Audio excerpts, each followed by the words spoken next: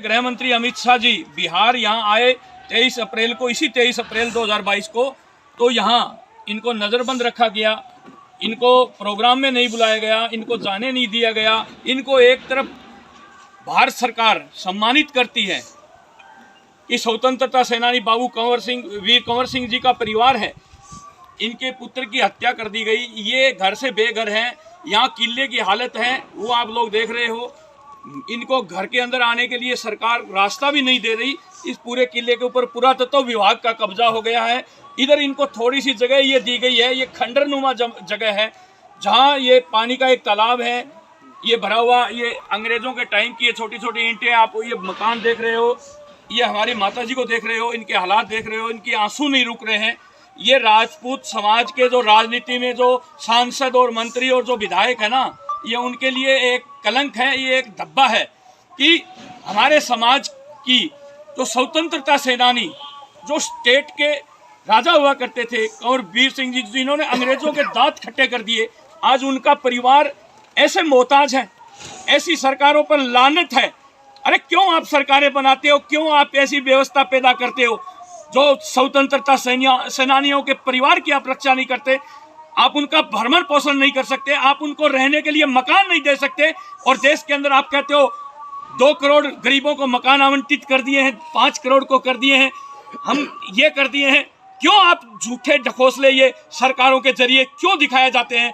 खास तौर से मैं राजपूत समाज के उन नेताओं को टारगेट कर रहा हूं और बिहार के नेताओं को टारगेट कर रहा हूं कि बाबू कंवर वीर सिंह जी के परिवार की हालत क्यों है। इसके लिए आप लोग सब दोषी हो, चाहे सांसद हो, चाहे विधायक हो, चाहे मंत्री हो। पहले समाज के लोगों को दोषी ठहराता हूं, उसके बाद सरकार को दोषी ठहराता हूं। अरे देश के प्रधानमंत्री नरेंद्र मोदी जी, आप तो कम से कम इनकी तरफ ध्यान दीजिए। आप सबका विकास, सबका साथ की बात करते हैं। अरे देश के केंद्रीय गृह मंत्री अमित शाह जी, आप 23 अप्रैल को बिहार आए, भव्य वीर बाबू कंवर वीर सिंह की जयंती बनाई, उत्सव बनाया और इस परिवार को नजरबंद कर दिया गया। ये आपके इशारे पर था या राज्य सरकार के इशारे पे हुआ? ये तो इस देश की जनता को बता दो। बड़े शर्म की बात है। मैं करनी सेना का राष्ट्रीय अध्यक्ष होने के नाते, हमारे प्रदेश अध्यक्ष रिंकू मुखिया जी यहाँ हैं, हमारे दादा ठाकुर यहाँ हैं, प्रधान सलाहकार, और हमारे काफ़ी पदाधिकारी प्रदेश के जिलों के यहाँ आए हुए हैं। आज माता जी के जो हालात हैं ये देखे नहीं जाते, ये देखे नहीं जाते। अरे इनको रहने की जगह मत दो, इनको खाने के लिए कुछ मत दो, और ये जो रह रहे हैं इनकी हत्या तो मत करो कम से कम। इन्होंने सैकड़ों मुकदमे दर्ज करवाए हैं, 1980 से लड़ाई लड़ रहे हैं।